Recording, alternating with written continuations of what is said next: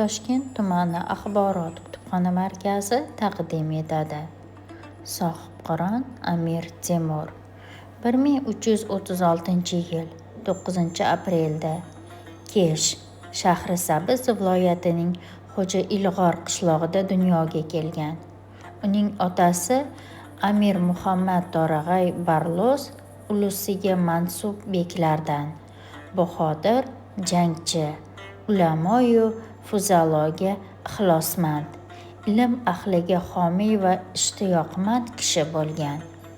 Amir Temurning yoshligi haqida ma'lumotlar kam uchrasa-da, ayrim manbalarga qaraganda, u yoshligida xat savod chiqarib, o'z davrining tibbiyot, riyoziyot, falakiyot, me'morchilik va tarix ilmlarini o'rgangan.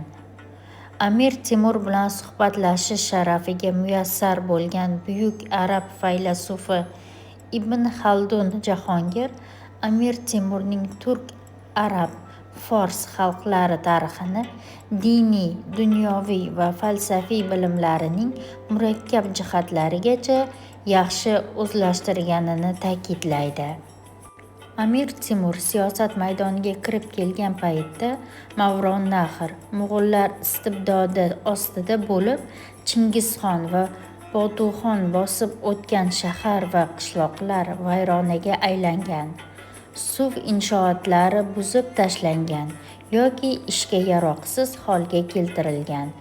Amir Temurning hayoti va faoliyatida ikki davr yaqqol ko'zga tashlanadi. Birinchi davri 1360-1385 yillarda Mavronnahrni Mo'g'ul xonligidan ozod qilib, yagona markazlashgan davlat tuzish, o'zaro urushlarga barham berish.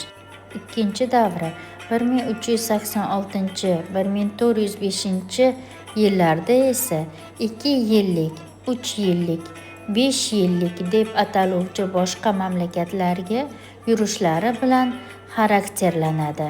Amir Temurning har bir harbiy yurishiga turtki bo'larlik sabab bor edi.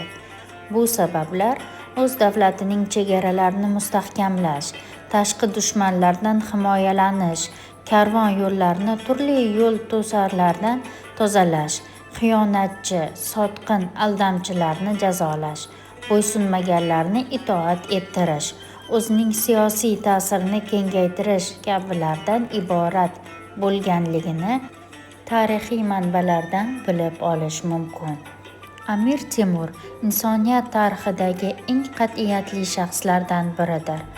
Turli manbalarga tayangan holda, u haqidagi bilimlarimizda ham hukmdor, zobit, sarkarda, ham jangchi sifatida gavdalanadi.